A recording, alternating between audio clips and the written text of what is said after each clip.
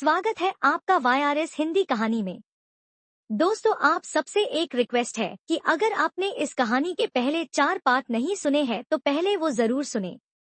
अब आते हैं आगे की कहानी पे। सुरंग के बाहर गिरते ही अर्जुन और कबीर ने राहत की सांस ली, पर वो सांसें अधूरी थी। तीसरा साथी राघव अब उनके साथ नहीं था।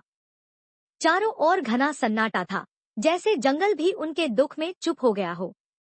कबीर ने अर्जुन से कांपते हुए कहा, हम बाहर आ गए, पर राघव वही रह गया। वो चला गया। अर्जुन की आंखें भर आईं।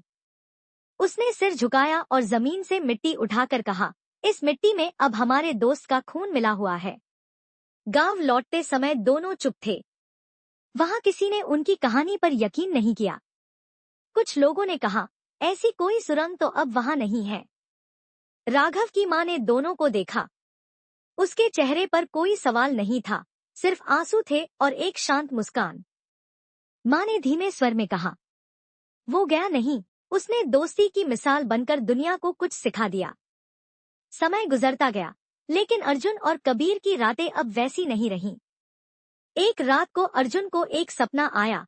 राघव एक उजाले से भरी सुरंग में खड़ा था।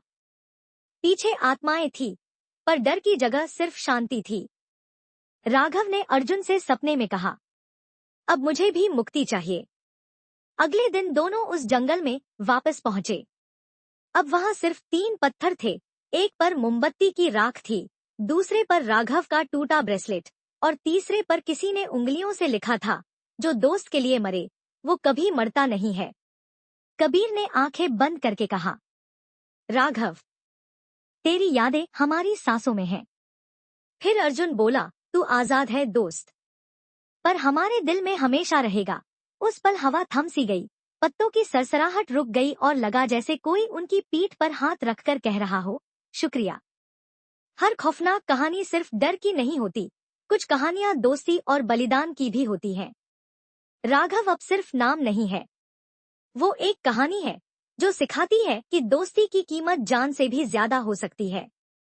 अंग्रेजों के जमाने की खौफनाक सुरंग अब रहस्य नहीं, एक अमर याद है। तो दोस्तों, कैसी लगी आपको ये कहानी कमेंट करके जरूर बताइएगा। कहानी को लाइक कीजिएगा, चैनल को सब्सक्राइब कीजिए और इसे ज्यादा से ज्यादा लोगों के साथ शेयर कीजिएगा। धन्यवाद।